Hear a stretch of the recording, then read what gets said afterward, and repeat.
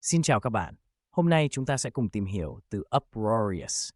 Từ này có nghĩa là đầy tiếng ồn hoặc tiếng cười.